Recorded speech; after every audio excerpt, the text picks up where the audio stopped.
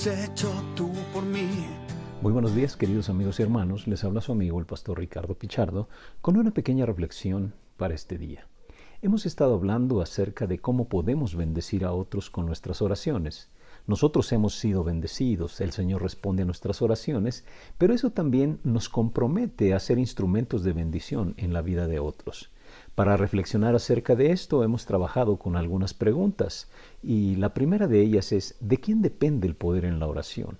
Concluimos que el poder está en las manos de Dios. Ni siquiera la oración, sino el poder está en las manos de Dios. Usted y yo tenemos la responsabilidad y el compromiso de orar, pero en las manos de Dios está el poder. También nos preguntábamos si yo debo de ser muy formal en mi oración y decíamos: simplemente sea transparente. Simplemente sea real delante de Dios, no trate de impresionarlo, aparte de que no lo va a lograr.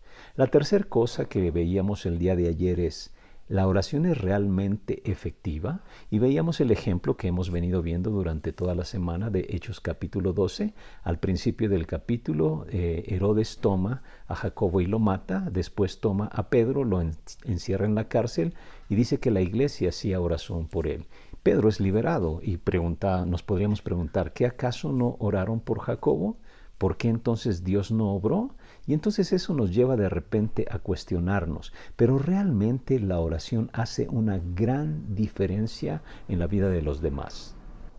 Tenga la seguridad de que la oración hace una gran diferencia en la vida de los demás. Los fortalece, los anima, les da nueva visión, etc. Por supuesto que la oración hace una gran diferencia. Hoy vamos a reflexionar sobre la pregunta: ¿puedo equivocarme en mis oraciones? Bueno, realmente usted no se necesita ser perfecto cuando ora, si no, pues nadie podría orar. No debe de usar las palabras perfectas. La Biblia dice que el Espíritu nos va a ayudar con ello. Pero existen algunas áreas en nuestra oración que pueden influir en bendecir o ayudar a otras personas. Alguien las llamó como áreas que pueden acabar con el poder de la oración. Existen cosas que, si las confundimos, pueden acabar con la efectividad de nuestra oración. El área número 1 que puede acabar con la efectividad de nuestra oración, pues es la falta de oración. Suena tonto y también ilógico, ¿no? Pero a veces hablamos mucho de oración y no oramos lo suficiente. ¿Cuántos de ustedes han tenido buenas intenciones de orar y solo se han quedado en eso, en buenas intenciones? Santiago capítulo 4, verso 2 dice: no tienen porque no piden.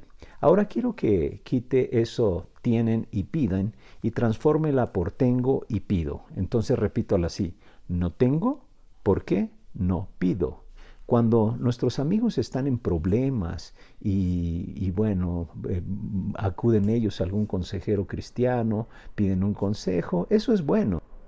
Podemos acudir a una librería y conseguir un libro, comprar un libro para regalárselo, y bueno, eso también es bueno. Inclusive podemos anotar el tema en nuestra lista de oraciones para orar por esa persona, pero hasta que no oremos, hemos fallado en nuestro intento de hacer algo bueno por nuestros amigos. Hasta que no oremos, hemos fallado en nuestro intento de hacer lo mejor por la vida de las personas a nuestro alrededor. La Biblia dice que la razón por la que nuestras oraciones no han sido respondidas muchas veces es porque no han sido hechas aún. Usted no ha pedido, eso es lo que nos dice Santiago. Quiero recomendarle algo que a mí me ha funcionado bastante. No sé si le ha pasado, en alguna ocasión alguien le pide que ore y usted se olvida por completo de eso. Después de algún tiempo llega la persona: hermano, muchas gracias porque oró por mí, y usted dentro de sí dice: pero ¿cuándo? Se me olvidó siquiera que me había pedido eso. Y bueno, eso nos confronta en cierto momento y en cierto sentido. Entonces, una práctica que pues he procurado: el momento en que alguien me pide que ore, en ese momento oro. Ore inmediatamente cuando alguien le diga: ¿me podrías ayudar a orar por esto? Dígale de una vez: lo hacemos. ¿Podría orar por mí? Sí, en este mismo instante. Y bueno, aquí está otro consejo para los que reciben oraciones ahí por el WhatsApp. ¿Cuántos de ustedes han recibido peticiones de oración ahí por el WhatsApp u otras por otros medios así? Si alguien les envía un WhatsApp diciendo: ora por mí, le animo a que de inmediato ore, incluso mientras está leyendo el mensaje.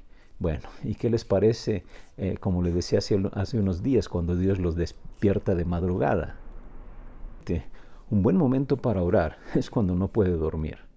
De verdad, es un buen momento. Tal vez Dios lo esté despertando para que haga algo, pero ore, de verdad. Uno de los problemas que tenemos es que hablamos mucho de la oración y no oramos. Una segunda área que puede acabar con el poder de la oración es el egoísmo. Si usted combina el área número 1 con el área número 2, se dará cuenta que esto hace mucho daño a su oración. Santiago capítulo 4, verso 3 dice, y cuando piden, no reciben porque piden con malas intenciones para satisfacer sus propias pasiones. Esta situación se asemeja al segundo lente de los binoculares. Si llevan pidiendo, pero lo hacemos con egoísmo, entonces se dará cuenta que esto no funciona. No funciona. Ore, sí, está bien, pero pida no para gastar con para sus deleites y placeres, sino como dice el apóstol Juan, buscando la voluntad de Dios para su vida. Un área número 3 que puede acabar con el poder de la oración es pecado sin confesar. Hay un versículo en la Biblia muy fuerte que es Isaías 59:2 que dice, son las iniquidades de ustedes las que los separan de Dios. Son estos pecados los que los llevan a ocultar su rostro para no escuchar. Cuando usted se ha rebelado contra Dios no escuchándolo, no está viviendo la vida de la manera en que Dios quiere. ¿Ese es el mejor momento para pedirle a Dios? No. Entonces confiese. El área número 4 para acabar con el poder de la oración son las relaciones rotas. Mateo 5, 23 y 24 dice, si traes tu ofrenda al altar y allí te acuerdas, tu hermano tiene algo contra ti, entonces deja tu ofrenda allí delante del altar y anda, reconcíliate primero con tu hermano y entonces ven y deposita tu ofrenda. Debemos de reparar nuestras relaciones para estar bien con Dios y presentar nuestra petición. El área número 5 que puede acabar con el poder de la oración es la falta de fe.